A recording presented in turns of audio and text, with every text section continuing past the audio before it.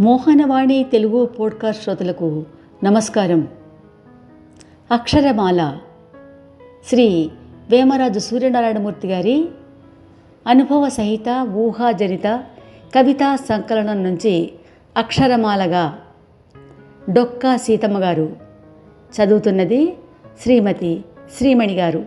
అమ్మా ఆకలి, అమ్మమ్మ ఆకలి, ఓ ముద్ద ఉంటే వేయమ్మా, కూసంత గంజైనా పోయమ్మా. హృదయాలని కరిగించే ఆర్తనాదాలు, గుండెలు పిండి కదిలించే వేదనలు, కరువు కాటకాలతో దేశం అలమటిస్తున్న వేళ, అతివృష్టి అనావృష్టి తాండవిస్తున్న వేళ, అన్నమో రామచంద్ర అంటూ అలమటిస్తున్న వేళ ఓ మాతృహృదయం కంట నీరిడింది.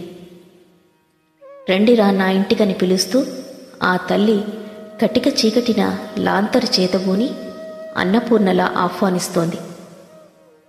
ఇక్కడొక పాకుండేది కదమ్మా అంటే, ఉండేదిరా, ఆకలి తీర్చా వేడివేడి గంజైనా పోద్దామని వెతికితే ఒక్క తడవని పుల్లైనా కానరాక పాక గుంజలు ఉడదీసి గంజి కాచినాన్రా అన్న.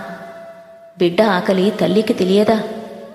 అన్నార్తుల ఆకలి తీర్చుట మాధవ సేవయని ఉన్నదంతయూ కూడా ఊడ్చి కడుపు నింపినది ఆ తల్లి. అంతటి కరుణామయి ఎవరో కాదు, ఆమె డొక్కా సీతమ్మగారు. జాతి మర్చినదోయినా కానరాదు నీ సేవ ఏ పాఠ్యపుస్తకమునైనా. ఎట్లు తీర్చుకుందుమో నీ రుణము, క్షమించుమమ్మా తనయుల చేష్టలు. వచ్చే వారం ఇదే సమయానికి మరో అక్షరమాలతో మీ ముందుంటాం.